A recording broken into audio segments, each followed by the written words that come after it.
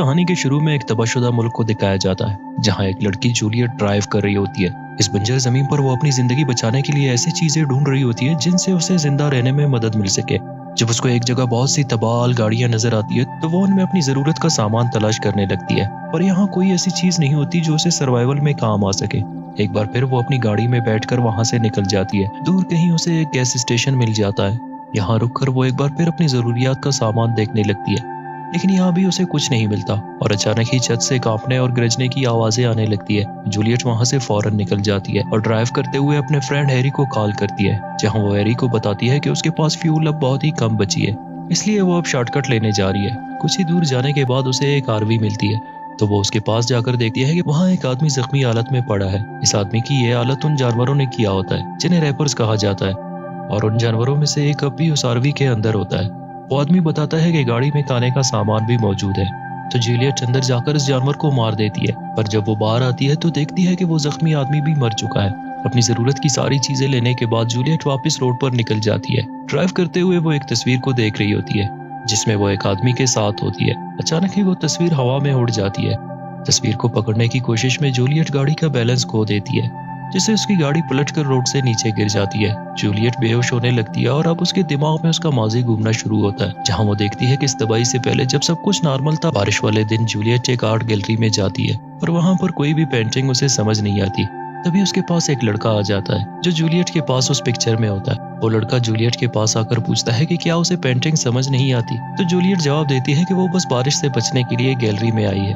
दरअसल उसे पेंटिंग्स में कोई दिलचस्पी नहीं। ये सुनकर वो लड़का जो कि इस आर्ट गैलरी का मालिक होता है जूलियट के अंदाज से काफी मुतासिर होता है और उसे अपने साथ एक ड्रिंक ऑफर करता है। वापस प्रेजेंट में जूलियट जब होश में आती है तो वो देखती है कि उसकी एक टांग टूट चुकी है और बाहर बहुत रात हो चुकी है, जिसका मतलब है कि रैपर्स अब किसी भी वक्त वहां आ सकते हैं। जूलियट देखती है कि उसकी गन भी गाड़ी से काफी दूर पड़ी है, तो वो एक राड के जरिए अपनी गन उठाने की कोशिश करती है, पर इस राड से काम नहीं बनता। यहाँ एक बार फिर जूलियट अपने पास्ट में खो जाती है, जहां जैक और जूलियट खाना खाने जैक के घर चले जाते हैं। जैक का शानदार घर देखकर जूलियट हैरान रह जाती है, तो वो कुछ देर बाद वहां से जाने का फैसला करती है। प्रेजेंट में एक बार फिर जूलियट अपनी टांग के जख्मों को साफ कर और उसकी हड्डी को सही जगह लगाने के लिए दबाती है, तो दर्द की वजह से वो एक बार फिर बेहोश हो जाती है और हम फिर उसकी यादों का मंजर देखने लगते हैं, जहां जूलियट एक और लड़के के साथ डेट पर होता है। वो देखती है कि जैक भी उस जगह पर मौजूद है, पर जूलियट उसे नजरअंदाज करके वहां से निकल जाती है। जैक भी उनके पीछे पीछे चला जाता है। थोड़ी देर बाद जैक देखता है कि जूलियट जिस आदमी से पैसे ले रही होती है,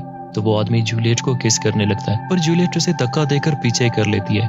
जैक अब भी जूलियट का पीछा कर रहा होता है, जहां जूलियट एक अजीब गंदे इलाके में जाती है और एक आदमी से कोई चीज खरीद लेती है। ये देखकर जैक को यकीन होता है कि जूलियट ड्रग्स बेचने का काम करती है, तो वो अचानक उसके सामने आ जाता है। जूलियट उसे अपने साथ एक बिल्डिंग में ले जाती है, जहां वो एक डीलर को पैसे देती है। ये सब देखकर जैक को एहसास हो जाता है कि जूलियट की माली हालत काफी खराब है, तो वो उसकी हेल्प करना चाहता है, पर जूलियट उसे झटक देती है और उसे बोलती है कि उसे कोई चैरिटी नहीं चाहिए, तो वो जैक को वहां से जाने को बोलती है, पर जैक जाने से मना कर देता है। अब जूलियट एक इंजेक्शन लेकर खुद को लगाने लगती है। ये देखकर कि जूलियट खुद भी ड्रग्स लेती है, जैक उसे छोड़कर वहां से चला जाता है। एक बार फिर यहाँ जूलियट और उसकी मुसीबतों का मंजर दिखाया जाता है, जहाँ वो किसी तरह अपना रेडियो ठीक करके राब्ता करने की कोशिश करती है, पर दूसरी तरफ से कोई जवाब न मिलने पर उसे अचानक एहसास होता है कि उसके पास कोई रैपर आ चुका है, तो वो रेंगते हुए अपनी गन उठा लेती है और वापस अपनी कार में आकर छुप जाती है। जूलियट एकदम खामोश रहने की कोशिश करती है ताकि रैपर को उसकी मौजूदगी का पता न चल सके। उसी वक्त रेडियो पर हैरी की आवाज होती है। रेडियो की आवाज सुनकर रैपर भी कार की तरफ बढ़ने लगता है। अब जूलियट के पास कोई और चारा नहीं होता सिवाय इसके कि वो अपना रेडियो उठा के गाड़ी से दूर फेंक दे। अब जब वो रैपर जूलियट की तरफ बढ़ने लगता है तो दूर से किसी और इंसान की आवाज आने लगती है, तो रैपर इस आवाज की तरफ चला जाता है। जूलियट अपनी गन लोड करती है। कहानी एक बार फिर पास्ट में चली जाती है, जहाँ एक शाम वो जख्मी हालत में जैक के घर जाकर उससे हेल्प मांगती है। जैक बिना कोई सवाल पूछे उसकी मदद करता है और उसे अपने घर में ठहरने देता है। दूसरी सुबह जैक और वो दोनों एक साथ नाश्ता करते हैं और जैक उससे पूछता है कि क्या वो साथ में कहीं बाहर जा सकते हैं, तो जूलियट इनकार कर देती है और वहां से जाने लगती है, पर वो देखती है कि जैक ने दरवाजे बंद कर दिए। जैक उसे बताता है कि वो उसको नहीं जाने देगा। जूलियट गुस्से से बौखला जाती है और जैक की कीमती चीजें तोड़ने लगती है। जैक उसके शांत होने का इंतजार करता है और फिर जूलियट को गले लगाकर उसे प्यार करता है। कहानी फिर से प्रेजेंट में आ जाती है और यहाँ जूलियट फ्लायर लेकर कार से बाहर फेंकती है ताकि वो देख सके कि रैपर उसके आसपास कहीं मौजूद तो नहीं। वहाँ कोई रैपर ना देखकर वो कार से बाहर आ जाती है, लेकिन यहाँ उसे किसी की मौजूदगी का एहसास होने लगता है। तो वो एक बार फिर फ्लायर जलाकर देखती है। अचानक वो देखती है कि रैपर उसके कार के ऊपर है, तो वो गोली चलाकर वहाँ से भागने लगती है, पर रैपर पीछे से आकर उसकी टांग पकड़ लेता है। जूलियट एक बार फिर अपना रेडियो ठीक करने लगती है, पर खौफ और दर्द से उसके हाथ कांप रहे होते हैं। एक बार फिर जूलियट फ्लैशबैक में चली जाती है, जहाँ जैक के साथ वो एक नए घर में शिफ्ट हो रही होती है। नए माहौल में जूलियट काफी घबरा जाती है, पर जैक उसके चेहरे पर अपना हाथ फेर कर उसे तसल्ली देता है और जूलियट को उस नए घर के कमरे दिखाने लगता है, जहाँ एक कमरा जैक ने जूलियट और अपने बच्चों के लिए बनवाया होता है। प्रेजेंट में जूलियट एक बार फिर रेडियो ठीक करती है और यहाँ रेडियो ठीक करके वो हैरी से बात करने में कामयाब हो जाती है और वो हैरी को अपने साथ होने वाले हादसे के बारे में बताती है और बोलती है कि उसे हेल्प की जरूरत है। अब वो अपनी कार में एक बॉक्स ढूंढने लगती है। इसके बाद एक बार फिर उसे याद आता है कि जब वो माँ बनने वाली थी तो जैक बहुत खुश था, लेकिन बदकिस्मती से उनका बच्चा पैदा होते ही मर जाता है। हैरी उसकी आवाज नहीं सुन पाता, पर वो उसे बताता है कि वो उसकी हेल्प के लिए जल्द से जल्द वहां आने वाला है। तब तक उसे उन रैपर से अपने आप को बचाए रखना होगा। तभी वहां एक रैपर आ जाता है और जूलियट खुद को बचाने के लिए कार की हेडलाइट्स ऑन कर देती है। रोशनी से रैपर वहां से भाग जाता है। जूलियट एक बार फिर हैरी से कांटेक्ट करती है, पर हैरी उसे बताता है कि सुबह होने से पहले वो उसकी कोई हेल्प नहीं कर सकता, क्योंकि रात में हर जगह रैपर्स मौजूद है।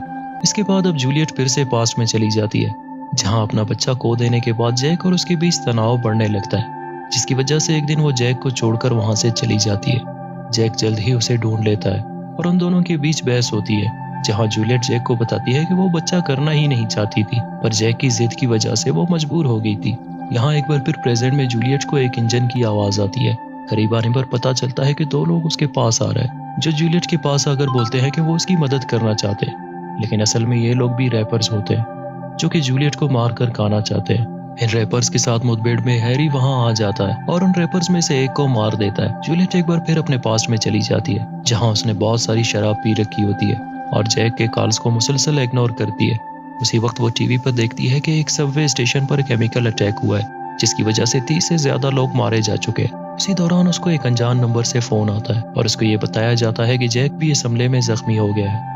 ये सुनकर वो फौरन हॉस्पिटल जाती है। यहाँ जूलियट एक बार फिर प्रेजेंट में आती है। वो अपनी गन लेकर खुद को होश में रखने की कोशिश करती है, पर माजी की यादें इतनी ताकतवर होती है कि वो उसे बार बार अपने साथ माजी में ले जाती है। हॉस्पिटल जाने पर वो देखती है कि जैक अब बोल नहीं पाता, लेकिन फिर भी वो उससे बात करना चाहती है। जैक उसकी बातों के जवाब में उसके चेहरे पर अपना हाथ फेर देता है और एक बोर्ड पर लिखता है कि वो उससे बहुत प्यार करता है। कहानी एक बार फिर प्रेजेंट में आ जाती है। यहाँ जूलियट गैस सिलेंडर लेकर उनमें आग लगा देती है ताकि वो रैपर्स की तवज्जो हासिल कर सके।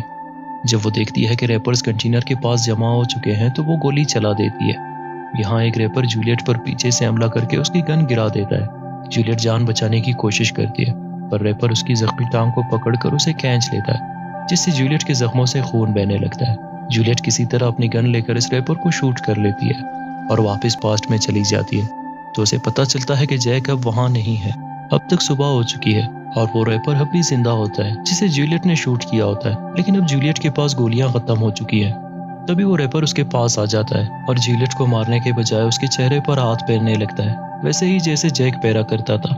जूलियट फिर से पास्ट में चली जाती है और वापस आने के बाद वो उस रैपर को, जो कि दरअसल जैक होता है, गले लगाकर अपने सर पर गन तान लेती है, जैसे कि वो जैक के साथ खुद को भी खत्म करना चाहती हो।